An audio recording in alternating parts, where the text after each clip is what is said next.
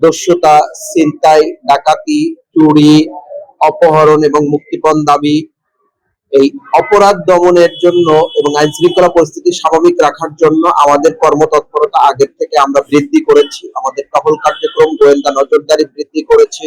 আপনারা ইতিপূর্বে দেখেছেন গত 19 মে তারিখে ব্রাহ্মণবাড়িয়া জেলার পৌরসভা এলাকায় অভিযান পরিচালনা করে আমরা 5 জন ছিনতাইকারীকে গ্রেফতার করতে সক্ষম হয়েছি এবং ছিনতাই নিয়ন্ত্রণে আমরা নিয়মিত কাজ করে যাচ্ছি। পশুরহাট কেন্দ্রিক ব্রাহ্মণবাড়িয়া জেলার পশুরহাট গুলো বড় বড় পশুরহাট কেন্দ্রিক আমাদের নিয়মিত টহল টিম এবং মোবাইল সাপোর্ট টিম কাজ করছে। এখানে অজ্ঞান পার্টি এবং মলম পার্টি প্রতিরোধে, পাশাপাশি পকেটমার প্রতিরোধে আমাদের টিম এবং গোয়েন্দা নজরদারি আছে। গোয়েন্দা টিম সাদা পোশাকে কাজ করছে।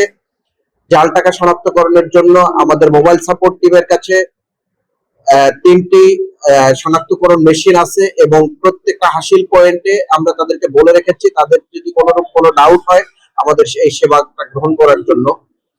পাশাপাশি ঈদ উল আজহা এবং ঈদ কেন্দ্রিক বিভিন্ন রকমের সড়ক মহাসড়কের চাঁদাবাজি, যানবাহন স্ট্যান্ডের চাঁদাবাজি, এইগুলো যাতে না হতে পারে এটার জন্য আমাদের তৎপরতা আগের থেকে বৃদ্ধি পেয়েছে। মহাসড়কে আপনারা জেনে থাকবেন ব্রাহ্মণবাড়িয়ার সরাইলে যে মহাসড়ক আছে সেই মহাসড়কে যে চাঁদাবাজি এবং অন্যান্য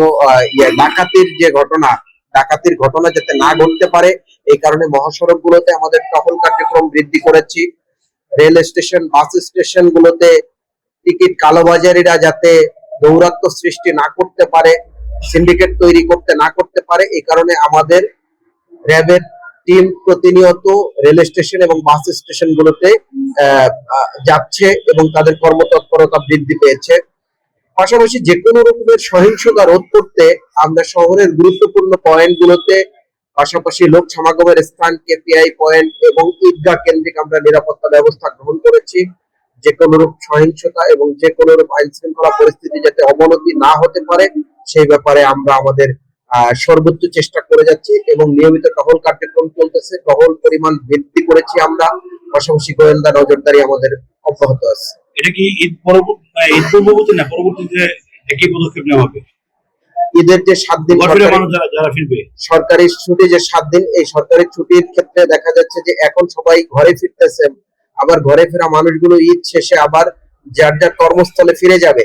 এই পুরো সময়ে আমাদের এই গোয়েন্দা তৎপরতা এবং আমাদের টহল টিমের কার্যক্রম চলমান থাকবে।